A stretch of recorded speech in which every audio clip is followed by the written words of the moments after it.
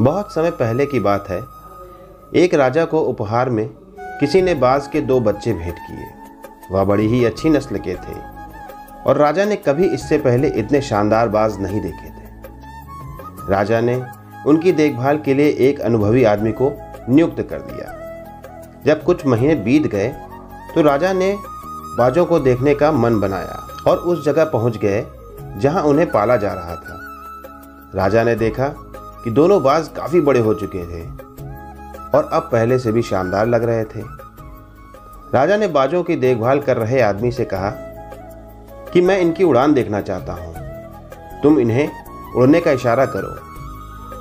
आदमी ने ऐसा ही किया। इशारा मिलते ही दोनों बाज उड़ान भरने लगे, पर जहां एक बाज आसमान की ऊंचाइयों को छू रहा था, वहीं दूसरा कुछ ऊपर जाकर वापस उसी डाल पर आकर बैठ गया जिससे वह उड़ा था। यह देख राजा को कुछ अजीब लगा। क्या बात है, जहां एक बाज इतनी ऊंची उड़ान भर रहा है, वहीं ये दूसरा बाज उड़ना ही नहीं चाह रहा? राजा ने सवाल किया। जी हुजूर, इस बाज के साथ शुरू से यही समस्या है, वह इस डाल को छोड़ना ही नहीं चाहता। राजा को दोनों ही बाज बड़े प्रिय थे और वह दूसरे बाज को भी उसी तरह उड़ता देखना चाहता था। अगले दिन पूरे राज्य में ऐलान करा दिया गया कि जो व्यक्ति इस बाज को ऊंचा उड़ाने में कामयाब होगा उसे ढेरों इनाम दिया जाएगा। फिर क्या था, एक से एक विद्वान आए और बाज को उड़ाने का प्रयास करने लगे, पर हफ्तों बीत जाने के बाद भी बाज का वही हाल था।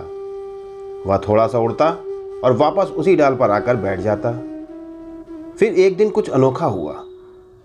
राजा ने देखा कि उसके दोनों बाज आसमान में उड़ रहे हैं। उन्हें अपनी आंखों पर यकीन नहीं हुआ और तुरंत उन्होंने उस व्यक्ति का पता लगाने को कहा जिसने यह कारनामा कर दिखाया था।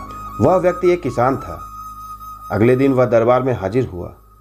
उसे इनाम में स्वर्ण मुद्राएं भेंट की गई। भेंट करने के बाद राजा ने कहा, मैं तुमसे बहुत प्रसन्न हूं। बस तुम इतना बता दो कि जो काम बड़े बड़े विद्वान नहीं कर पाए वह तुमने कैसे कर दिखाया। मालिक, मैं तो एक साधारण सा किसान हूं। मैं ज्ञान की ज्यादा बातें नहीं जानता। मैंने तो बस वह डाल काट दी जिस पर बैठने का बाज आदी हो चुका था। जब वह डाल ही नहीं रही तो वह भी अपने साथी के साथ ऊपर उड़ने लगा। दोस्तों, हम सभी ऊंचा उड़ने के लिए बने हैं, लेकिन कई बार हम जो कर रहे होते हैं उसके इतने आदी हो जाते हैं कि अपनी ऊंची उड़ान भरने की, कुछ बड़ा करने की काबिलियत को भूल जाते हैं। यदि आप भी सालों से किसी ऐसे ही काम में लगे हुए हैं जो आपके सही पोटेंशियल के मुताबिक नहीं है, तो एक बार जरूर सोचिए कि कहीं आपको भी उस डाल को काटने की ज़रूरत तो नहीं जिस पर आप बैठे हुए हैं।